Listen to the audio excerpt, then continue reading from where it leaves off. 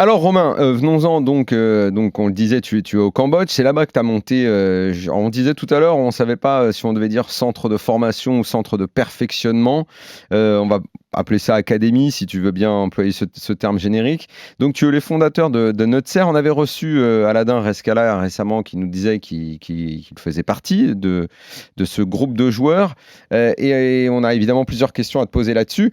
Le résultat que tu as obtenu, j'imagine que pour le développement de ce gros projet, c'est un avantage énorme parce que le mec qui monte une académie et qui gagne pas de tournoi ou qui n'est pas mis en valeur, c'est une chose. Celui qui gagne le main event W Coupe qui prend un demi-million, il se pose là, quoi, comme le créateur de l'académie qui marche. J'imagine que c'est un résultat qui est fabuleux pour ton entreprise.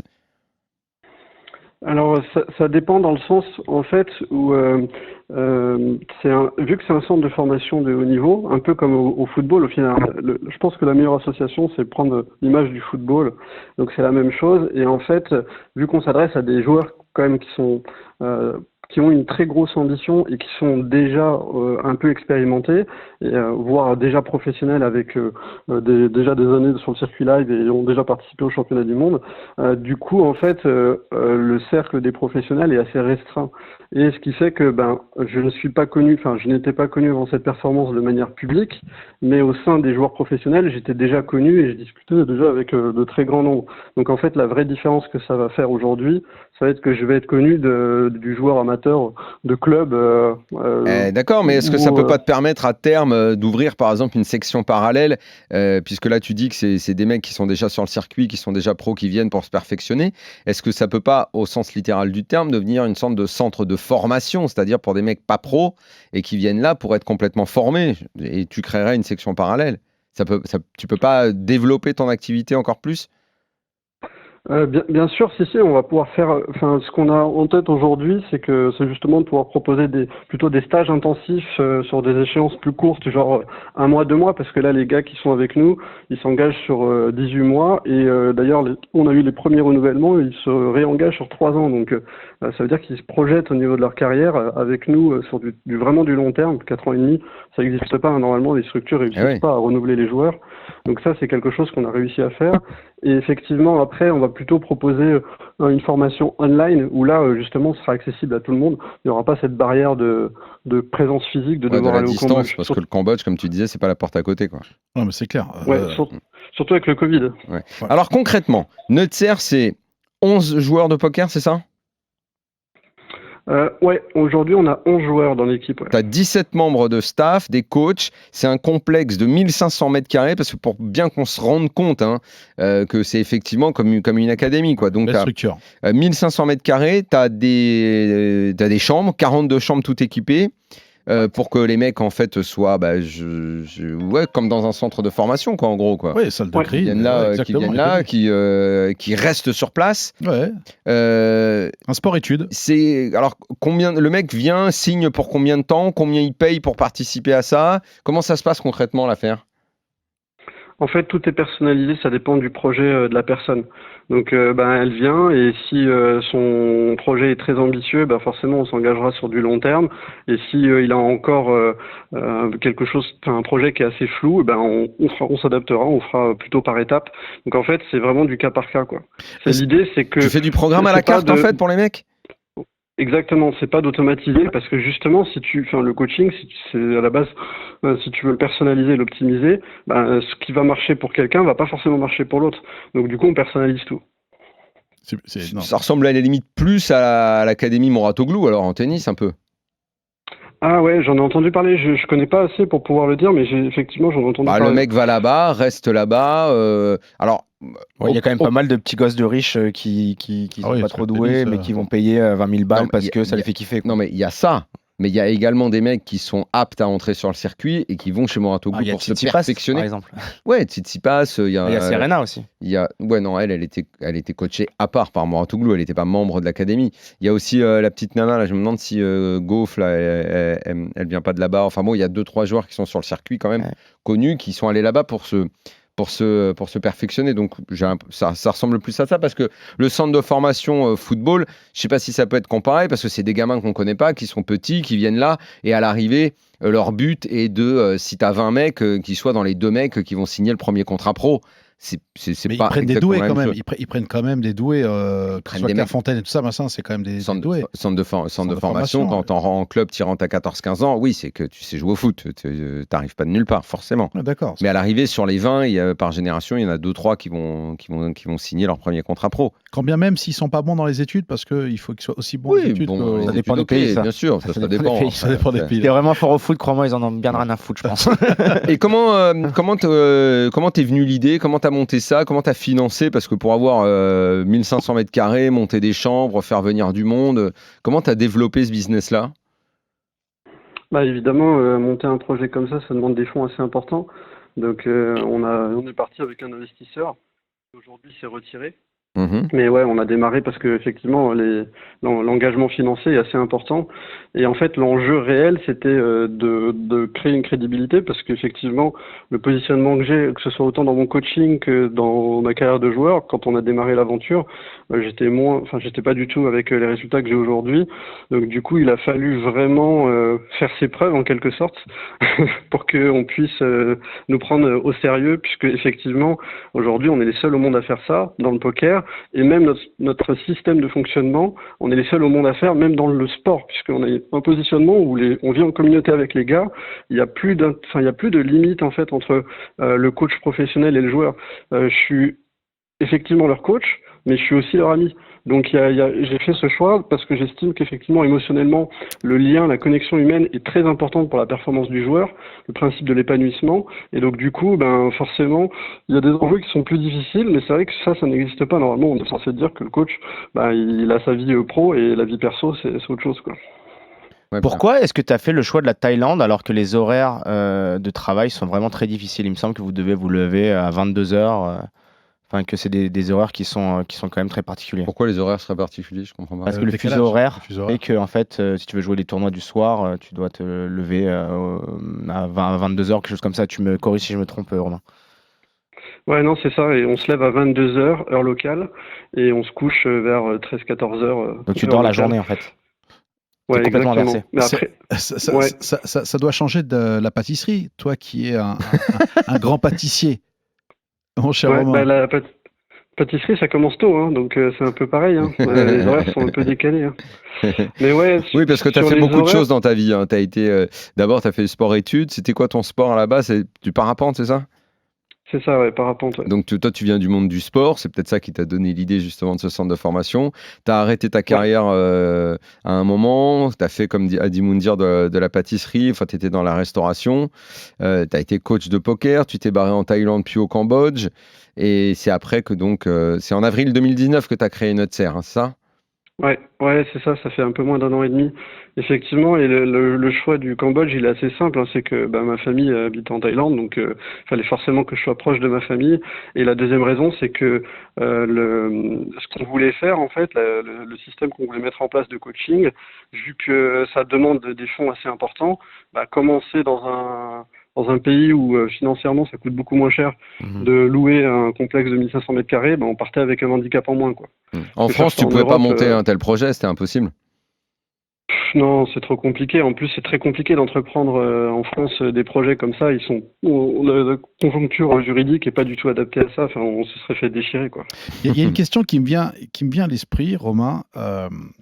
On connaît tous la variance au poker. Est-ce qu'il t'est arrivé déjà dans ton centre de formation, Nutser, que en recevant des joueurs, qu'il y a des joueurs qui se broquent parce que justement ils font des downswings et que ça rentre pas? Alors comment ça se passe une fois que le mec a tout perdu chez toi, par exemple?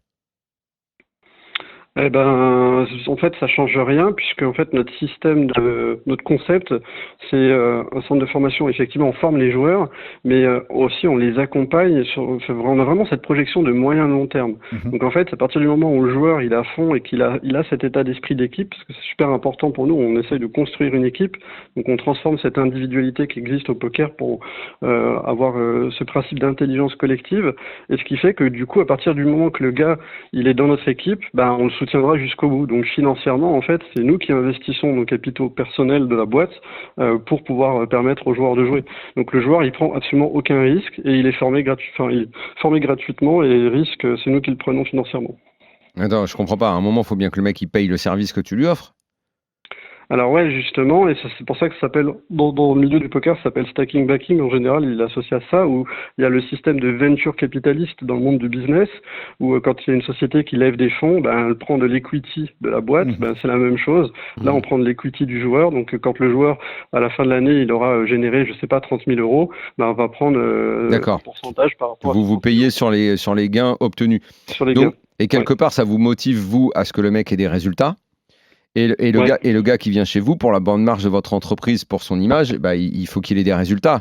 Donc, est-ce que ça sous-entend que votre sélection est pointue par rapport à des joueurs dont vous envisagez une progression et des bons résultats?